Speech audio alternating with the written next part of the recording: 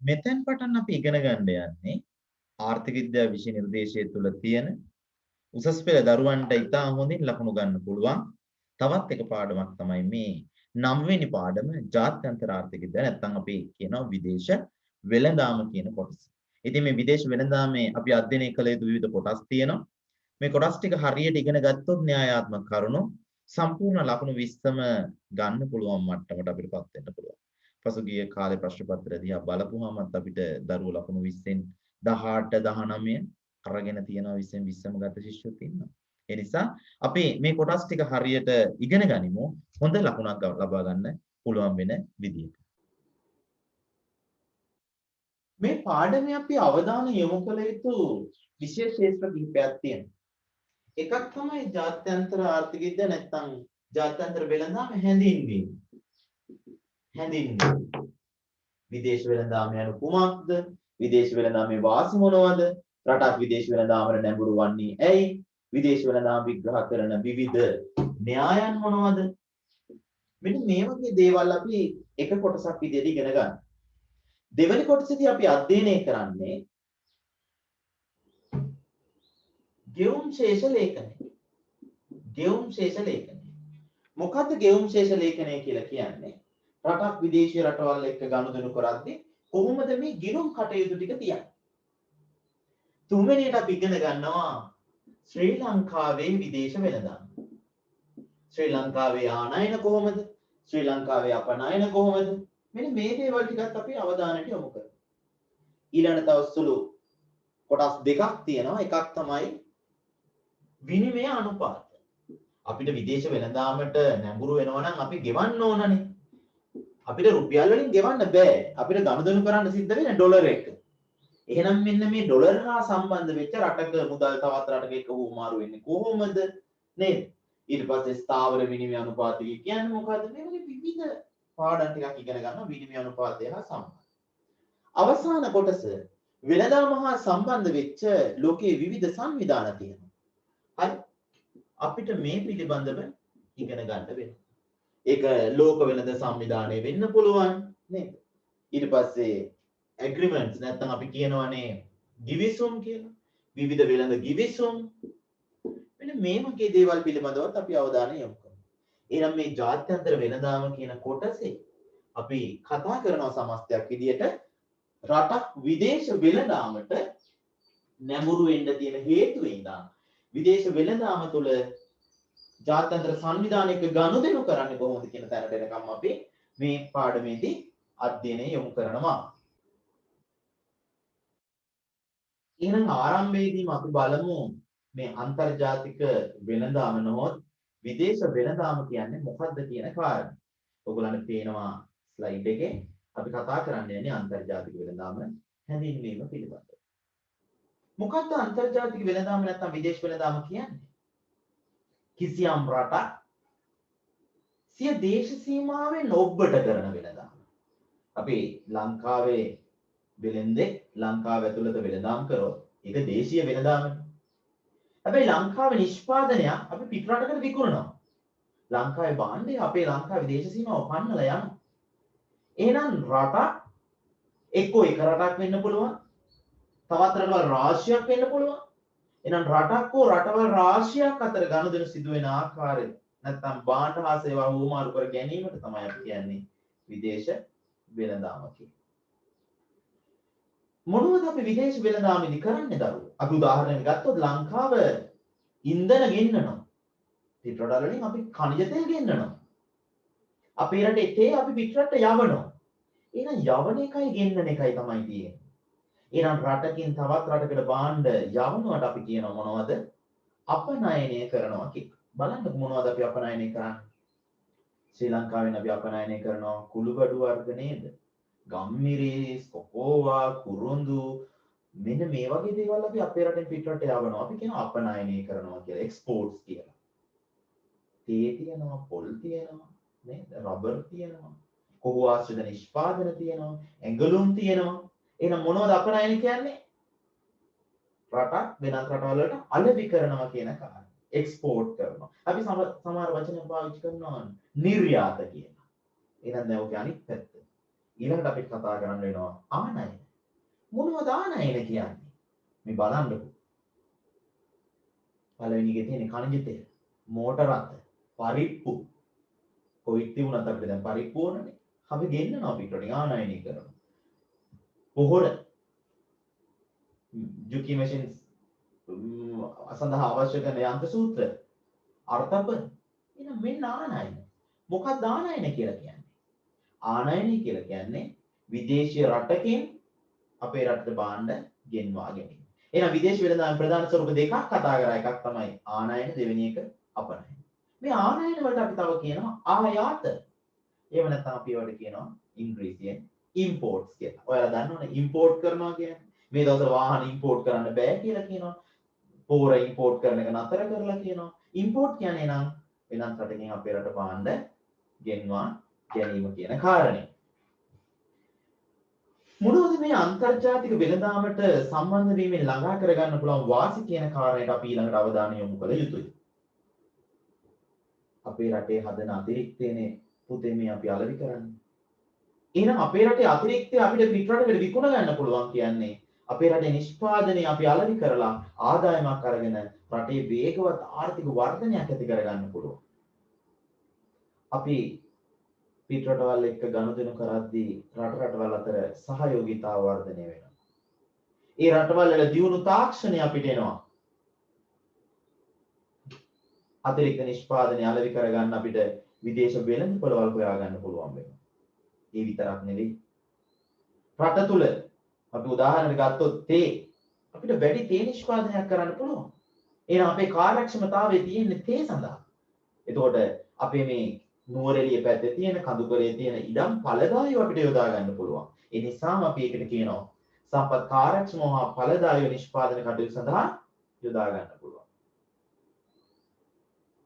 තව තියෙන හොඳ වාසියක් තමයි රට තුළ නිෂ්පාදනය කරන්න බැරි දේවල් අපිට විදේශී රටවල් වලින් ආනයනය කළ පරිභෝජනය කරන්න පුළුවන්.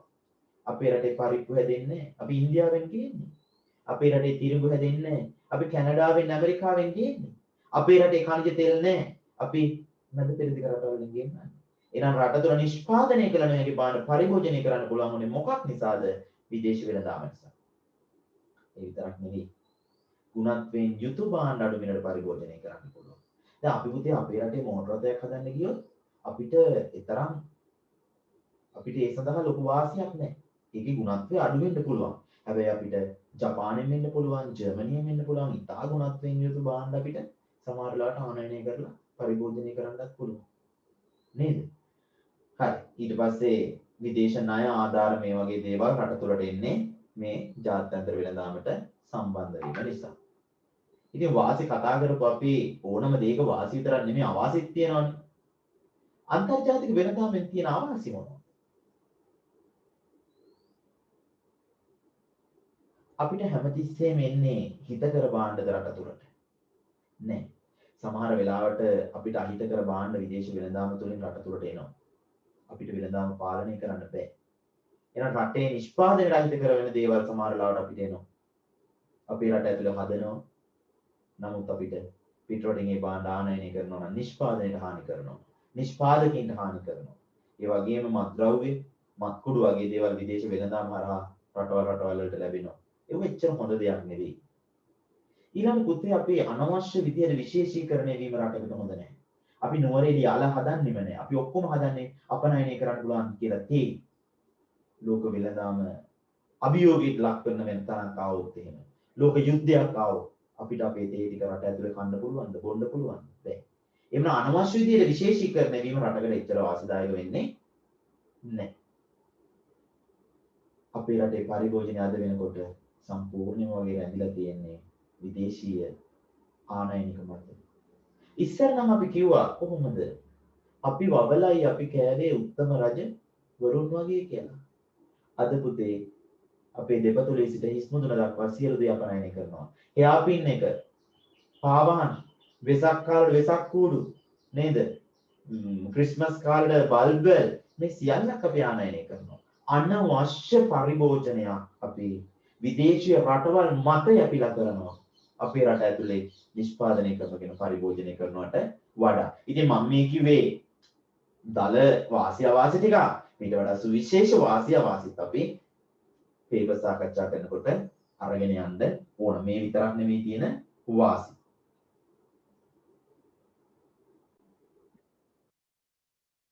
හරි. දැන් අපි කතා කරන්නේ අන්තර්ජාතික වෙළඳාම කියන්නේ මොකක්ද? අන්තර්ජාතික වෙළඳාමකට තුඩු දුන් සාධක මොනවද කියලා. දැන් අපි කතා කරන්නේ යනවා අන්තර්ජාතික වෙළඳාමට පදනම් වන න්‍යාය. අන්තර්ජාතික වෙළඳාමක මිනිස්සු යොමු වුණු හේතු විග්‍රහ කරන න්‍යාය. විශේෂයෙන්ම පුතේ ඔයගොල්ලන්ගේ උසස් පෙළ විෂය නිර්දේශයේ අපිට කතා කරන්න වෙනවා ප්‍රධාන න්‍යායන් දෙකක්. එකක් තමයි නිරපේක්ෂ වාසි න්‍යාය. නිරපේක්ෂ වාසි න්‍යාය. අපි කියන absolute advantage theory කියලා. මේක ඇඩම් ස්මිත් විසින් හොයාගත්ත එකක්.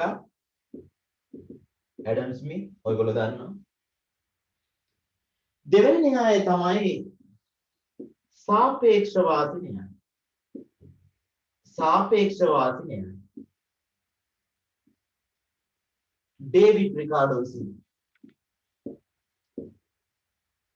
රිකාඩෝ විසින් මේ න්‍යාය ඉදිරිපත් කළා. එහෙනම් අපි විශේෂ න්‍යායන් දෙකකට අවධානය යොමු කරමු. ඇඩම් ස්මිත් විසින් ඉදිරිපත් කරන ලද නිරපේක්ෂ වාසි න්‍යායත් ඩේවිඩ් රිකාඩෝ විසින් ඉදිරිපත් කරන ලද සාපේක්ෂ වාසි න්‍යාය.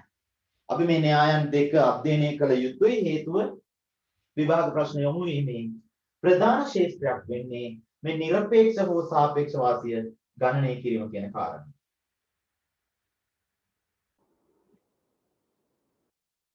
හරි. එහෙමනම් අන්තර්ජාතික වෙළඳාම ආශ්‍රිත නිරපේක්ෂ වාසි න්‍යායයෙන් අදහස් කරන්නේ මොකද කියලා බලන්න. කිසියම් රටක් තවත් රටක් එක්ක සංසන්දනය කරද්දී අඩු වියදමකින් හරි වැඩි නිමැවුමකින් හරි ඒ නිෂ්පාදනය කරන්න පුළුවන් නම් එම රටට මෙන්න මේ නිරපේක්ෂ වාසිය තියෙනවා. මෙහෙම කිව්වට තේරෙන්නේ නැහැ. අපි හිතුවත් රටවල් දෙකක් තියෙනවා කියලා. ඉන්දියාවයි ලංකාවයි. ඉන්දියාවට අල හදන්න රුපියල් 50ක් යනවා. අර්ථපල් කිලෝ එකට රුපියල් 50ක් වියදම යනවා. ලංකාවට අර්ථපල් හදන්න රුපියල් 80ක් යනවා. එහෙනම් අඩු වියදමකින් අර්ථපල් හදන්නේ කවුද? ඉන්දියාව.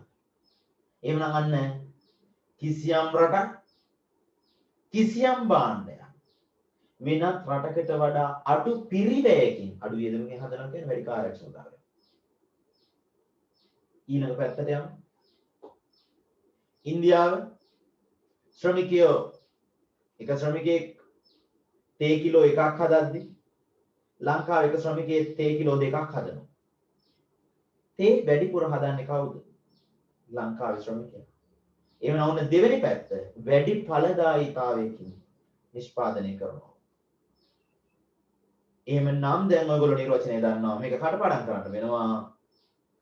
කිසියම් රටක් කිසියම් භාණ්ඩයක් වෙනත් රටකට වඩා අඩු පිරිවැයකින් හෝ වැඩි ඵලදායීතාවයකින් නිෂ්පාදනය කරයි නම් එම රටට එම භාණ්ඩ නිෂ්පාදනය සඳහා නිරපේක්ෂ වාසි තියෙනවා. කවුද කිව්වේ? ඇඩම් ස්මිත්. absolutely බැලූ බැල්මටම මේ වාසිය මේ රටකට තියෙනවා. ඒකටයි අපි කියන්නේ absolute advantage theory කියලා. අපි උදාහරණයකට යමු. බලන්න. ශ්‍රී ලංකාව සහ චීනය කියන රටවල් දෙකයි තියෙන්නේ. භාණ්ඩ දෙකක් හදනවා රෙදි සහ සහල් කියන. ශ්‍රී ලංකාව සහ චීනය ශ්‍රම ඒකකයකින් නිපදවිය හැකි නිමැවුම අපිට දීලා තියෙනවා. ඒ කියන්නේ ඵලදායීතාවය තමයි මේ දීලා තියෙන්නේ. යෙදවුම් ඒකකයකට බිහිවන නිමැවුම අපි කියන්නේ ඵලදායීතාවය කියලා. එහෙනම් මේ දීලා තියෙන පිරිවැය පැත්ත නෙමේ ඵලදායීතාවයේ පැත්ත. ඵලදායීතාවයේ දීලා ගන්න වැඩි ඵලදායීතාවයක් තියෙන කාටද කියලා බලලා තමයි මේක තෝරගන්න ඕනේ. මේක කරන්න ලේසි ක්‍රමයක් තියෙනවා. ෂෝට් කට් එකක්. ඒ ෂෝට් කට් එකේදී අපි කියන්නේ පුතේ රට ගැන පස්සේ හිතන්න භාණ්ඩය කියන එක ඉස්සරලා ගන්න. අපි ගමු එහෙම භාණ්ඩය රෙදි. දැන් ඵලදායීතාවය දීලා තියෙන්නේ. වැඩිපුර රෙදි හදන්න පුළුවන් කාටද? වැඩිපුර රෙදි හදන්නේ කවුද? රෙදි කියන එක බැලුවොත් ලංකාව 8යි චීනය 4යි. වැඩියෙන් රෙදි හදන්න පුළුවන් කාටද? ශ්‍රී ලංකාවට. ශ්‍රී ලංකාව 8ක් හදද්දී චීනය 4නේ හදන්නේ. එහෙනම් ශ්‍රී ලංකාවට රෙදි නිෂ්පාදනය සම්බන්ධයෙන් නිරපේක්ෂ වාසියක් තියෙනවා. පැහැදිලි වුණාද? ශ්‍රී ලංකාවට රෙදි නිෂ්පාදනය සම්බන්ධයෙන් නිරපේක්ෂ වාසියක් තියෙනවා. ආය උදාහරණයකට ගියොත් සහල් කියන භාණ්ඩයේ දිගේ ගියොත් සහල් ශ්‍රී ලංකාව 5යි චීනය 7යි. වැඩියෙන් සහල් හදන්න පුළුවන් කාටද? චීනයට. එහෙනම් චීනයට සහල් නිෂ්පාදනය සම්බන්ධයෙන් නිරපේක්ෂ වාසියක් තියෙනවා.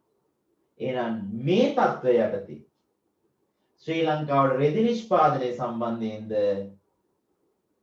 චීනයට සහල් නිෂ්පාදනය සම්බන්ධයෙන්ද නිරපේක්ෂ වාසියක් තියෙනවායි කියලා අපිට කියන්න පුළුවන්. මෙන්න මේක තමයි පුතේ නිරපේක්ෂ වාසි න්‍යාය කියන්නේ. කවුද මේක ඉදිරිපත් කරේ?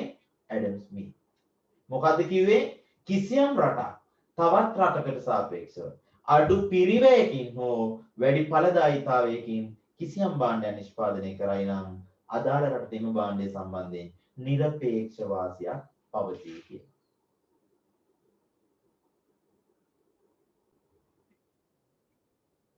හරි පුතේ. තවත් අපි මේ වගේම උදාහරණයක් යමු.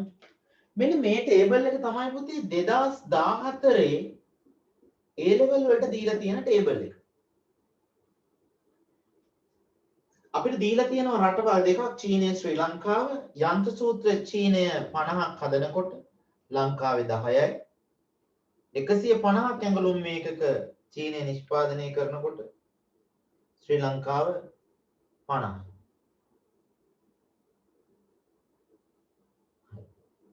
මම අධ්‍යයනයේ පහසුව සඳහා ඔයගොල්ලන්ට ආරම්භයේදී ටේබල් එක චුට්ටක් වෙනස් කරලා දෙනවා. අපි හිතුවොත් එහෙම මේක 20යි කියලා. හරි. දැන් මට අවශ්‍යයි නිරපේක්ෂ වාසිය හොයාගන්න. 2014 දීලා තිබුණු ප්‍රශ්නේ මම පොඩි වෙනසක් කරලා ඔයගොල්ලන්ට ගෙනාවා. හරි. මේ බලන්න. දැන් අපි අර කතා කරපු නිරපේක්ෂ වාසියට නම් මේ කතා කරමු. මොකද්ද නිරපේක්ෂ වාසිය කිව්වේ? කිසියම් රටක් තවත් රටකට සාපේක්ෂව අඩු වියදමකින් හෝ වැඩි ඵලදායීතාවයකින්. බලන්න මේකේ දීලා තියෙන මාතෘකාව මොකද්ද කියලා. එක් භාණ්ඩයෙන් නිපදවන ප්‍රමාණය. එක් භාණ්ඩයෙන් නිපදවන ප්‍රමාණය කියලා කියන්නේ කොච්චර හදන්න පුළුවන්ද කියන එක ඵලදායීතාවයනේ. එහෙනම් අපි භාණ්ඩයේ දිගේ යමු. යන්ත්‍ර සූත්‍ර වැඩියෙන් හදන්නේ කවුද? චීනය. එහෙනම් චීනයට යන්ත්‍ර පිළිබඳව නිරපේක්ෂ වාසිය තියෙන්නේ චීනයට. වැඩිපුර ඇඟලුම් හදන්නේ කවුද? ශ්‍රී ලංකාව. එහෙනම් ඇඟලුම් සම්බන්ධයෙන් නිරපේක්ෂ වාසියක් තියෙන කාටද? ශ්‍රී ලංකාවට. ඇඟලුම් ශ්‍රී ලංකාව. එහෙනම් තවදුරටත් තේරුණා දෙවෙනි උදාහරණෙත් එක මොකද්ද? වැඩියෙන් හදන්න පුළුවන් කෙනා තමයි ඒ භාණ්ඩයේ නිරපේක්ෂ වාසිය හිමි කරගන්නේ කියන කාරණය. හරි. තවමත් අපි නිරපේක්ෂ වාසි න්‍යායේ අපි තව චුට්ටක් ඉස්සරහට යමු. මෙන්න මේ වගේ ටේබල් එකක් දෙනවා ඔයගොල්ලන්ට. මම මේ ටේබල් එක ගත්තේ 2018 A level ටේබල් එක. ඒතකොට මම මේ විවිධ ටේබල් ඔයගොල්ලන්ට හුරු වෙන්න ඕන නිසා මේක ගත්තා. හරි. ඒක කියන්නේ භාණ්ඩ ඒකකයන් නිපදවීම සඳහා අවශ්‍ය ශ්‍රම පැය ගණන. ඒක ටිකක් වෙනස්. භාණ්ඩ ඒකකයක් නිපදවීම සඳහා අවශ්‍ය ශ්‍රම පැය ගණන. ඉස්සරලා දුන්නේ එක ශ්‍රමිකයෙක් කොච්චර හදනවද කියන එක ඵලදායීතාව. දැන් දීලා තියෙන්නේ අවශ්‍ය ශ්‍රම පැය ගණන. එහෙනම් මේ දීලා තියෙන අප්‍රෝච් එක මොකද්ද? මේ දීලා තියෙන ඵලදායීතාවයට නෙවෙයි, මේ දීලා තියෙන්නේ පිරිවැයට. එවන අපි ටේබල් එක සම්පූර්ණ කරගමු. X භාණ්ඩය හදන්න ශ්‍රම පැය A රටේ ඕන කරනවා 5ක්, B රටේ ඕන කරනවා 4ක්. x භාණ්ඩය හදන්න b රටේ ඕන කරනවා 4ක්. sorry y භාණ්ඩයට මෙතන ආවේ. y භාණ්ඩය හදන්න අවශ්‍ය කරනවා ශ්‍රම පැය 8ක්. හරි. අපි a කියන රට ගත්තොත් x හදන්න 5යි y හදන්න 4යි b කියන රට ගත්තොත් x හදන්න 4යි y හදන්න 8යි. හරි. දැන් මොකද්ද මම දුන්න ෂෝට්කට් එක ඔයගොල්ලන්ට? මම කිව්වා කොච්චර ටේබල් එක කම්ප්ලෙක්ස් කරලා දිනුනත් කමන්නේ. ඔයගොල්ලෝ යන්න ඕනේ මොකක්ද දිගේද? භාණ්ඩය දිගේ. ඔයගොල්ලෝ ගන්නවා මොකද්ද භාණ්ඩය? x කියන භාණ්ඩය. x කියන භාණ්ඩය. එහෙනම් අර নিরপেক্ষ වාසි නිර්වචනෙම තිබුණා කිසියම් රටක් තවත් රටකට සාපේක්ෂව අඩු පිරිවැයකින් නෝ වැඩි ඵලදායීතාවයකින්.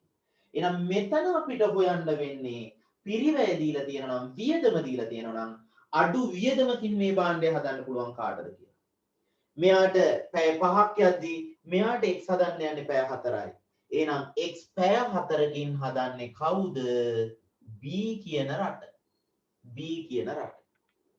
එහෙනම් x භාණ්ඩය අපි දෙනවා මොකක් රටටද? b රටට. ඇයි දුන්නේ? අඩු වියදමකින් හැදුවේ යා. a රට හදන්න ගියොත් 5ක් යනවා. b රටට 4කින් පුළුවන්. ඊළඟට එනවා අපි y භාණ්ඩය. මෙතනත් y මෙතනත් y. y කියන භාණ්ඩය හදන්න a රටට යන්නේ ශ්‍රම ඒකක 4යි. b රටට යනවා ශ්‍රම ඒකක 8යි. එහෙනම් අඩු ශ්‍රම පැය ප්‍රමාණයකින් මේ y කියන භාණ්ඩය හැදුවේ කවුද? a කියන රට. එහෙමනම් y භාණ්ඩය අපි බෙදලා දෙනවා හදන්න කියලා කාටද? a රටට. හරි? ඇයි එහෙම උනේ? අඩු වියදමකින් හදන කෙනාට තමයි දුන්නේ. එහෙනම් දැන් නිරපේක්ෂ වාසි න්‍යාය 100%ක් තේරෙනවා. කිසියම් රටක් තවත් රටකට සාපේක්ෂව අඩු පිරිවැයකින් හෝ වැඩි ඵලදායීතාවයකින් භාණ්ඩයක් නිෂ්පාදනය කරයි නම් එම රටට එම භාණ්ඩය සම්බන්ධයෙන් නිරපේක්ෂ වාසියක් පවතී. හොඳට මතක තියාගන්න මේ ටේබල් එකේ උඩ දෙන්නේ පිරිවැයද නැත්නම් ඵලදාවද කියන එක මත තමයි මේක තීරණය කරන්නේ. මේ ටේබල් එකේ හෙඩින් එක දිහා හැමතිස්සෙම බලන්න. හෙඩින් එක තිබුණොත් එහෙම අවශ්‍ය ශ්‍රම පැය ගණන කියලා වියදම පිරිවැය අඩු පිරිවැය දෙන්න. හැබැයි දීලා තිබුණොත් එක් ශ්‍රමිකයෙකුගේ නිමෙවුම කියලා ඒ ඵලදායීතාව. එතකොට වැඩියෙන් හදන කෙනාට දෙන්න. වියදම පැත්තෙන් අඩුවෙන් හදන කෙනාට අඩු වියදමකින් ඵලදාව පැත්තෙන් වැඩියෙන් හදන්න පුළුවන් කෙනාට. මම හිතන්නේ මේ කොටසත් ඔයගොල්ලන්ට තේරුණා කියලා.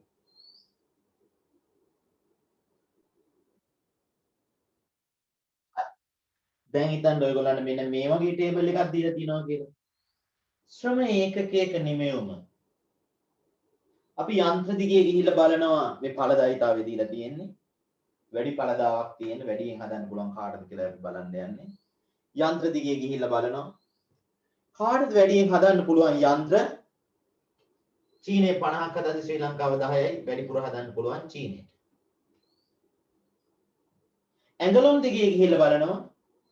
ඇඟලුම් චීනයේ 150ක් හදනකොට ලංකාව හදන්නේ 50යි. ඇඟලුමුත් වැඩිපුර හදන්න පුළුවන් කාටද? චීනයට. එහෙනම් භාණ්ඩ දෙකේම වාසිය කාටද තියෙන්නේ? චීනයට. හයි. එහෙමනම් ඇඩම් ස්මිත්ගේ න්‍යාය අභියෝගයට ලක් වෙච්ච තැන ඔන්න ඕක. ඇයි අභියෝගයට ලක් වුණා කියන්නේ? භාණ්ඩ දෙකම වැඩි කාර්යක්ෂමතාවයකින් කවුරු හරි එක රටක් හැදුවොත් මේ න්‍යාය යටතේ වෙළඳාම විග්‍රහ කරන්න බෑ කියලා ඇඩම් ස්මිත් විවේචනය කරා. ඇඩම් ස්මිත් විවේචනය කරා. එහෙම බෑ කියලා අලුත් න්‍යායක් හඳුන්වා දුන්නා කවුද? David Ricardo. කවුද හඳුන්වා දුන්නේ? David Ricardo. ඇයි හඳුන්වා දුන්නේ? භාණ්ඩ දෙකේම වාසිය එක රටකට ගිහිල්ලා තියෙනවා නම් මේ නිරපේක්ෂ වෙළඳාම යටතේ මේක විග්‍රහ කරන්න බෑ. ඒ නිසා ඩේවිඩ් රිකාඩෝ අලුත් න්‍යායක් හඳුන්වා දෙනවා. ඒකට අපි කියනවා මොකද්ද? සාපේක්ෂ වාසි න්‍යාය. මොකද්ද කියන්නේ? සාපේක්ෂ වාසි න්‍යාය. අපි කියනවා ඒකට comparative advantage theory කියලා. එහෙමනම් භාණ්ඩ දෙකේම වාසිය තියෙන වෙලාවට යන්න එපා කොයි වෙලාවකවත් නිරපේක්ෂ වාසියක් හොයන්න. ඇත්තට පුතේ මේ 2014 A level ගාන මම අර ඉස්සෙල්ලා වලට වෙනස් කරලා හැදෙව්වට 2014 කෙලින්ම දීලා තියෙන්නේ ඔය සංඛ්‍යා දත්ත. ඒතකොට මේ භාණ්ඩ දෙකේ වාසිය රටවල් දෙක අතර බෙදලා යන්නේ නැහැ. හරි? චීනයේ භාණ්ඩ දෙකම හදන්න ඕන කියලා අපිට කියන්න පුළුවන්ද? බෑ. ඇයි? අනිත් රට එතකොට කොහොමද විදේශ වෙළඳාමට සම්බන්ධ වෙන්නේ? රටවල් දෙකම ඉන්න ඕන. භාණ්ඩ දෙකම ලෝකේ තියෙන්න ඕන.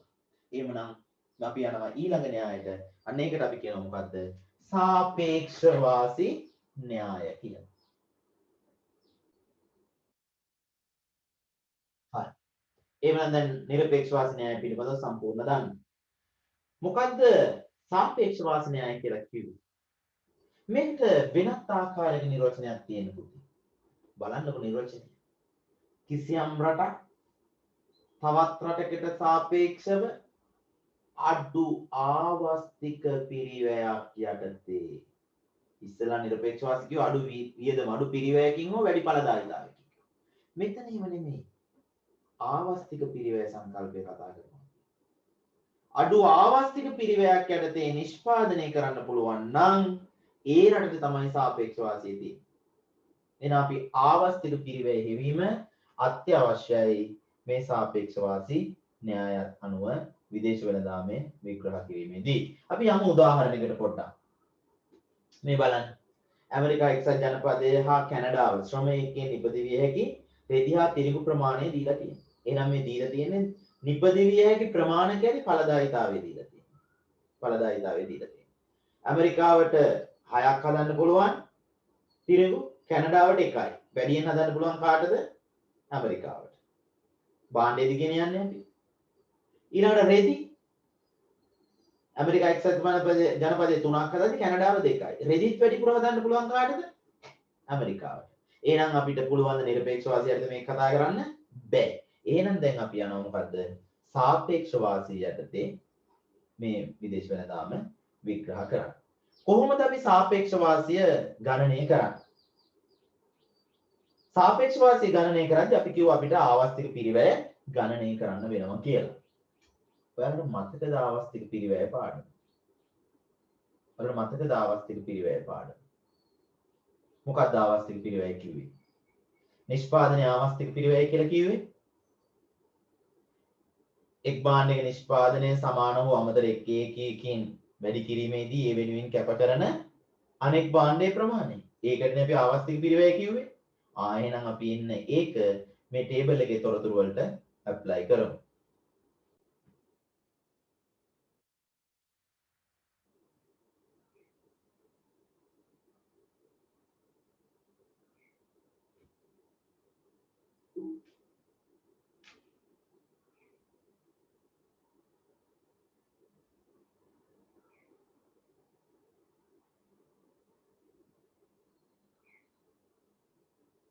හරි.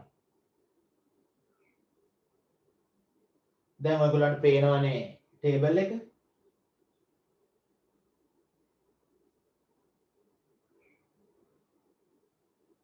මේ ටේබල් එක මම මොකද කරන්නේ ඔයගොල්ලන්ට විස්තර කිරීම සඳහා ගේනවා මොනවටද ස්ලයිඩ්ස් වලට. ස්ලයිඩ් එකේ මම දැන් මේක ගණනය කරපු ආකාරය ඔයගොල්ලන්ට පැහැදිලි කිරීමක් කරනවා.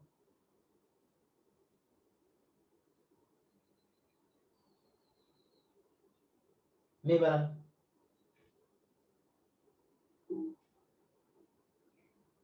මේ තිරිඟු ඒකයන් නිපදවීමේ ආවස්තික පිරිවැය රෙදි වලින් අපි ගණනය කරා ඇමරිකාවේ 0.5යි කැනඩාවේ 2යි. ඔන්න තියෙනවා ටේබල් එක. රෙදි නිෂ්පාදනය කිරීමේ ආවස්තික පිරිවැය ඇමරිකාවේ 2යි කැනඩාවේ 0.5යි. තොරතුරු ටික ටේබල් එකේ තියෙනවා.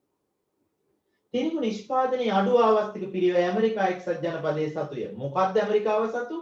අඩු ආවස්තික පිරිවැය. 0.5යි යාලා කැප කරන්නේ. හැබැයි කැනඩාව 2ක් කැප කරනවා. රෙදි නිෂ්පාදනයේ අඩු ආවස්තික පිරිවැය කැනඩාව සතුයි. කැනඩාව 0.5යි රෙදි වලට කැප කරන්නේ. හැබැයි ඇමරිකාව 2ක් කැප කරනවා. ඒ නිසා නිරපේක්ෂ වාසිය වගේ නෙවෙයි සාපේක්ෂ වාසියේදී අපි බෙදලා දුන්නා එක දෙයක්. තිරිඟු ඇමරිකාවට රෙදි කැනඩාවට. මොකක් පදනම් කරගෙනද අපි බෙදලා දුන්නේ? අපි පදනම් කරගත්තේ සාපේක්ෂ වාසිය එහෙම නැත්නම් ආවස්තික පිරිවැය ගණනය කිරීම. එහෙනම් ඔයගොල්ලෝ හැමෝම ඔයගොල්ලන්ට සාපේක්ෂ වාසිය කියන වචනේ දීලා අහලා තියෙනවා නම් යමක් අනිවාර්යෙන්ම ආවස්තික පිරිවැය ගණනය කිරීමක් අත්‍යවශ්‍ය වෙනවා. පැහැදිලිද ගණනය කරපු ආකාරය? හරි. එහෙනම් මෙන්න ඵලදායීතාවය දීලා තියෙද්දි සාපේක්ෂ වාසිය ගණනය කරන ආකාරය.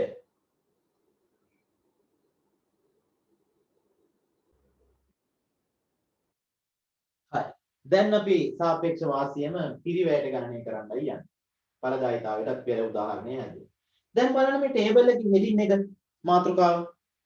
නිමෙවුම් ඒකකයක ශ්‍රම පිරිවැය. එකක් හදන්න කොච්චර ශ්‍රම පැය ගාණක් යනවද කියලා දීලා තියෙනවා. එහෙනම් ඵලදායීතාවය නෙවෙයි දීලා තියෙන්නේ. ඒකත් අපිට ඉගෙන ගන්න වෙනවා.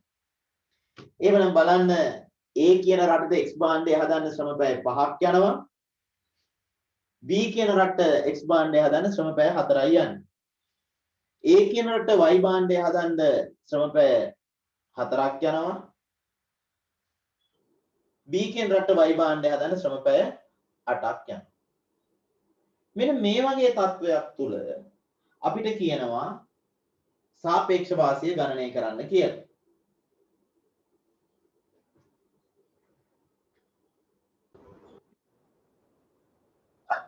මේක තමයි ඔයගොල්ලන්ට 2018 දීලා තියෙන ටේබල් එක. මම අධ්‍යයනයේ පහසුව සඳහා ඔයගොල්ලන්ට මේ සංඛ්‍යා ලේඛනය වෙනස් කරනවා. වෙනස් කරන්න හේතුවක් ඇතුව මොකද භාණ්ඩ දෙකේම පිරිවැය වාසිය එක රටකට දෙන්න ඕන නිසා මම මේකට 2 දානවා. බලන්න. X භාණ්ඩය හදන්න පුළුවන් A කියන රට ශ්‍රම පැය 5කින් B කියන රට ශ්‍රම පැය 4කින්. එහෙනම් X භාණ්ඩය හදන්න වාසිය තියෙන්නේ B නිරපේක්ෂ වාසිය අනුව. Y කියන භාණ්ඩය හදන්න පුළුවන් ශ්‍රම පැය 2කින් A රට B රට ශ්‍රම පැය 2කින්. A රට ශ්‍රම පැය 4කින් B රට ශ්‍රම පැය 2කින්. එහෙනම් B කියන රට භාණ්ඩ දෙකම හැදීමේ වාසිය නිරපේක්ෂ වාසිය අනුව තියෙනවා. ඒ නිසා නිරපේක්ෂ වාසිය අනුව කතා කරන්න බෑ. ඒකයි මම ටේබල් එක වෙනස් කරගත්තේ. එහෙනම් සාපේක්ෂ වාසියට අපිට යන්න වෙනවා. සාපේක්ෂ වාසිය හොයද්දී අපිට ආවස්තික පිරිවැය හොයන්න වෙනවා. හොයන කෙනා ඉන්න ඕනේ යට කියලා මම කිව්වා. x නිෂ්පාදනයේ ආවස්තික පිරිවැය හොයනවා නම් x ඉන්න ඕනේ ඉරෙන් යට. එවනම් දැන් අපි රටවල් දෙක ගමු. රටවල් දෙක A රට B රට. මේ මොකද්ද දීලා තියෙන්නේ? නිමෙවුම් ඒකකයක ශ්‍රම පිරිවැය. හදන්න ශ්‍රම පැය කීයක් යනවද? එක ඒකකයයි හදන්නේ. හදන්න පැය 5ක් ඕන. එක ඒකකයයි හදන්න පැය 4ක් ඕන. එහෙනම් අපි කැප කරන y ඒකක ප්‍රමාණය කියලා ගද්දී A රට y 4යිනේ. පැය 4ක් කැප කරලා එක ඒකකයක් හදන එක තමයි අපි කැප කරන්නේ. තේරුම් ගන්න ඕන එක යට කියලා ආවේයි එක ඒකකයක් හදන්න පිරිවැයයි දුන්නේ මෙතන. බෙදීම වැඩි කරන x හදන්න පුළුවන් එක ඒකකයක් පැය 5ක් පාවිච්චි කරලා. මම හිතන්නේ ඒක තේරුණා. දැන් අපිට ගණිතයේ තියෙන්නේ මෙතනට එනවා 1 බෙදීම 4 බෙදීම 1 බෙදීම 5. 1 බෙදීම 4 බෙදීම වැඩි කිරීම වෙනවා 5 බෙදීම 1. එහෙනම් 5 බෙදීම 4 කියන උත්තරේ 1.25. ආවස්තික පිළිවෙල. මේකේ තේරුම මොකද්ද? A රට X භාණ්ඩය සඳහා ආවස්තික පිරිවැය 1.25. හරි. දැන් මට එන්න ඕන ඊළඟට මොනවටද? Y භාණ්ඩයට. Y භාණ්ඩයට. Y නිෂ්පාදනයේ ආවස්තික පිරිවැය හොයන්නේ කොහොමද? කැප කරන y ඒකක ප්‍රමාණය වැඩි කරන x ඒකක ප්‍රමාණය. රටවල් දෙක දැන් ගත්තා අපි A රට B රට.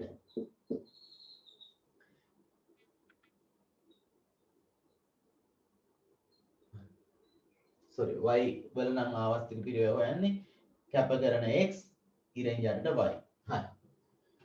A රට B රට. දැන් අපි බලමු A රට කැප කරන x. A රට x 5යි. එක ඒකකයක් හදන ශ්‍රම පැය 5 කැප කළොත් අපිට y එක ඒකකයක් හදන්න පුළුවන් ශ්‍රම පැය 4ක් පාවිච්චි කරලා. නිමෙවුම 5න් 1යි 4න් 1යි. එහෙනම් 1 බෙදීම 5 බෙදීම 1 බෙදීම 4 1 බෙදීම 5 වැඩි කිරීම 4 බෙදීම 1 0.8යි. මොකක්ද 0.8 කියන එකේ තේරුම? ඒ රට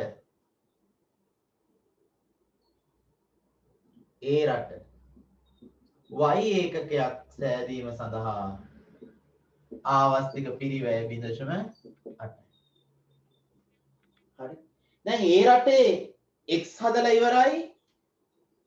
ඒ රටේ y හදලා ඉවරයි. අපිට දැන් b රටෙත් අවශ්‍යයි x සහ y නිෂ්පාදනය කරන්න. අපි බලමු b රටේ x නිෂ්පාදනය සහ y නිෂ්පාදනයේ ආවස්තික පිරිවැය කොහොමද කියලා.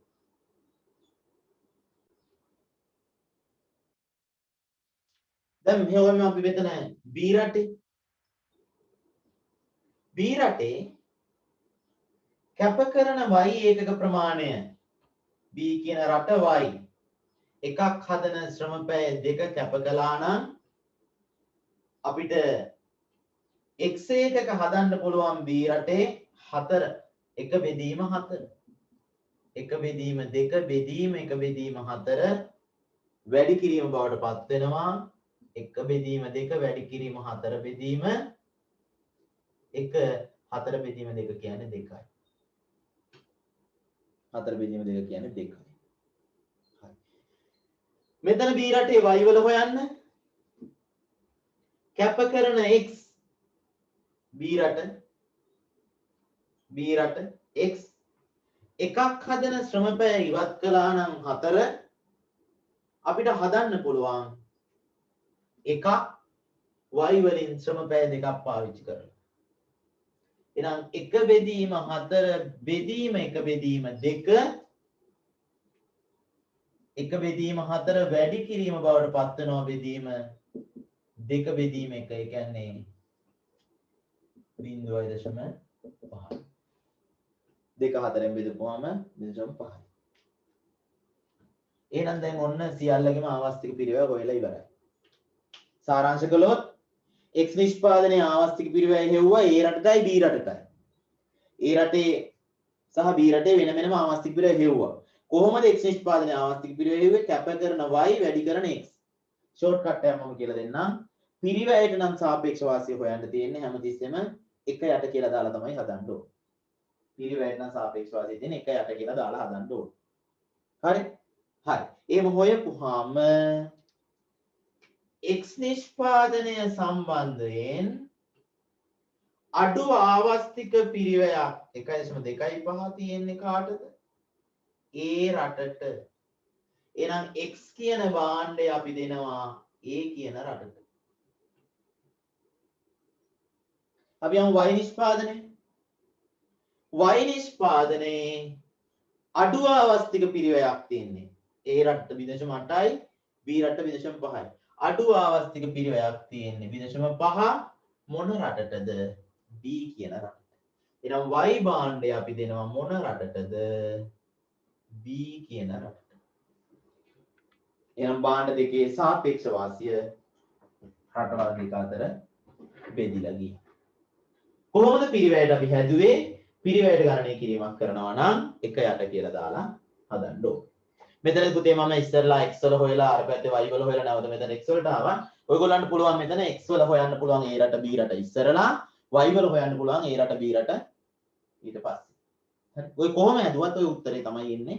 එහෙනම් නිමියුම් මේකේක ශ්‍රම පැය දෙනකොට අනිවාර්යයෙන්ම 1 යට කියන එක දාලා තමයි හදන්නේ. අපේ දරුවෝ ඉතින් කරන පොඩි දේවල් ටිකකුත් තියෙනවා. මම ඒව දේවල් කියන්න යන්නේ නැහැ. මොකද මෙතන උඩයට මාරු වෙන නිසා කලින් මේගොල්ලෝ මාරු කර ගන්නවා. x උඩට දානවා. බෑ x වල ආවර්තික පිළිවෙල ගන්න ඕන x ඉරෙන් යට ඉන්න ඕනේ. කැපගෙන ප්‍රමාණය බෙදීම වැඩි කරන ප්‍රමාණයනේ. මෙතන ගණිතමය සිදුවීමක් තමයි මේ උඩයට මාරු වෙලා සිද්ධ වෙන්නේ. හරි? තියරි එක වෙනස් කරන්න යන්න එපා. මම හිතන්නේ සාපේක්ෂ වාසිය ඔයගොල්ලෝ හැමෝටම පැහැදිලි වුණා. හරි. එහෙමනම් අපි අද අවසානයේ ළඟා වෙලා තියෙනවා. අන්තර්ජාතික වෙළඳාම් පිළිබඳව කතා කරේ. අන්තර්ජාතික වෙළඳාම කියන්නේ මොකක්ද කියන හැඳින්වීම අපි කරා. හැඳින්වීම ඊළඟට අන්තර්ජාතික වෙළඳාමට බලපාන හේතු සාධක. වාසි අවාසි සාකච්ඡා කරා. ඊළඟ අන්තර්ජාතික වෙළඳාම විග්‍රහ කරන විවිධ න්‍යායන් කතා කරා. ඒ යටතේ අපි කතා කරා ඇඩම් ස්මිත්ගේ නිරපේක්ෂ වාසි න්‍යාය. ඇඩම් ස්මිත් ඩේවිඩ් රිකාඩෝගේ සාපේක්ෂ වාසි න්‍යාය. නිරපේක්ෂ වාසි න්‍යාය අපි නිර්වචනය කරා කිසියම් රටක් තවත් රටකට සාපේක්ෂව අඩු ආවස්තික අඩු පිරිවැයකින් හෝ වැඩි ඵලදායීතාවයකින් කිසියම් භාණ්ඩයක් නිෂ්පාදනය කරයි නම් එම රටට එම භාණ්ඩය සම්බන්ධයෙන් නිරපේක්ෂ වාසි පවතී. සාපේක්ෂ වාසි අපි නිර්වචනය කරා කිසියම් රටක් තවත් රටකට සාපේක්ෂව අඩු ආවස්තික පිරිවැයකින් කිසියම් භාණ්ඩයක් නිෂ්පාදනය කරයි නම් එම රටට අදාළ භාණ්ඩ නිෂ්පාදනය සම්බන්ධයෙන් සාපේක්ෂ වාසි පවතී. නිරපේක්ෂ වාසි අපි ගණනය කළා ඵලදායීතාවයට, ඵලදාවට සහ පිරිවැයට. ඵලදාවට සහ පිරිවැයට. සාපේක්ෂ වාසි අපි ගණනය කරා ඵලදාව දීලා තියෙන වෙලාවට සහ පිරිවැයට. අවසානට අපි ගණනය කරේ පිරිවැයට. පිරිවැයට ආවස්තික පිරිවැය වෙනකොට අපි මෙතන එක යට කියන එක දාලා තමයි සාපේක්ෂ වාසිය ගණනය කරේ. එතකොට විදේශ වෙළඳාමේ අන්තර්ජාතික වෙළඳාමේ මූලික කොටස් ටික ඔතනින් අවසන් වෙනවා. ඊළඟට අපි පිවිසිය යුතුයි කොහොමද විශේෂීකරණයේ වාසිය සහ කොහොමද හුවමාරුවේ වාසිය මේ ජාත්‍යන්තර වෙළඳාමේදී ලබා ගන්න කියන කාරණා සහ අනෙකුත් දේවල් විදේශ වෙළඳාම හා සම්බන්ධ ආරක්ෂණයවාදී ප්‍රතිපත්ති වගේ දේවල් අපි කතා කරන්න යා යුතුයි අනාගත පාඩම් මාලාව හරහා.